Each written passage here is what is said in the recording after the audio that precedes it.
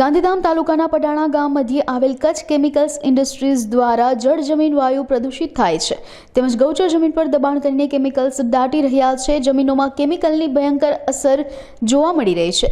જમીન બંજર બની ગઈ છે તેમજ કુવા તળાવો બોરમાં કેમિકલ્સ જોવા મળી રહ્યા છે જે વન્યજીવો તેમજ માનવ જીવનના સ્વાસ્થ્ય સાથે રમત કરી રહી છે। જો કંપની સામે કડક કાર્યવાહી ન કરવામાં આવે તો આગામી દિવસોમાં કેન્સરથી ભયંકર રોગચાળો ફાટી નીકળશે। તે મુદ્દે આજે પ્રતિક ધરણા કરવામાં આવ્યા હતા તેમજ કંપનીના મેનેજરને લેખિત રજૂઆત પણ કરાઈ હતી।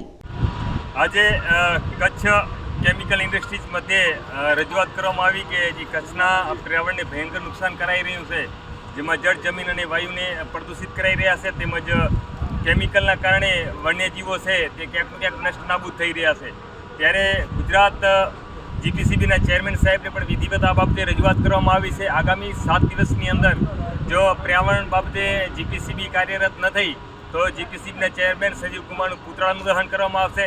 સાથે જ ગૌદાન માટે આપેલી ગૌચર જમીન છે એના ઉપર પણ દબાણ કરીને કંપની બનાવી દેવામાં આવી છે અને ગેટો નાખી દેવામાં આવે છે। એટલે મામલતદાર શ્રી ગાંધીધામને પણ વિનંતી કરી છે કે તાત્કાલિક ધોરણે આનો પંચનામા કરવામાં આવે અને જે ગૌચર જમીન છે ગાયોના ચરિયાણ માટે જમીન છે એ ખુલ્લી કરવામાં આવે અને જો એ પણ ખુલ્લી કરવામાં ના આવી તો નાયબ મામલતદારશ્રી અને મામલતદારશ્રીની કચેરીની પણ તાળાબંધી કરીશું। કારણ કે જો ગૌચર માટેની જે જમીનો છે જે ખુલ્લી ન કરાવી શકતા હોય મામલતદાર તો એ મામલતદાર કચેરીની કોઈ જરૂર નથી, એની પણ તાળાબંધી કરવામાં આવશે।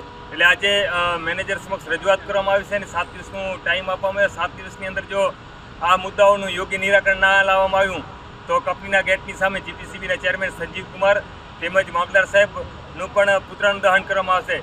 જ્યારે ગુજરાતની સરકાર બહુ ચિંતિત છે કચ્છ માટે, પ્રાણ માટે અને સરકાર બહુ સારું કામ કરી રહી છે, ત્યારે અમુક અધિકારીઓ અને અમુક કંપનીના માલિકો દ્વારા જે કચ્છના પ્રદૂષણને નુકસાન કરાઈ રહ્યું છે તે ગંભીર બાબત છે। ત્યારે ગુજરાત રાજ્યના લોકપ્રિય મુખ્યમંત્રી ભૂપેન્દ્રભાઈ પટેલ પણ આ મુદ્દે ધ્યાન દોરી અને તાત્કાલિક ધોરણે આ કંપનીની તપાસ કરવામાં આવે એવી અમારી બધાની માંગણી છે।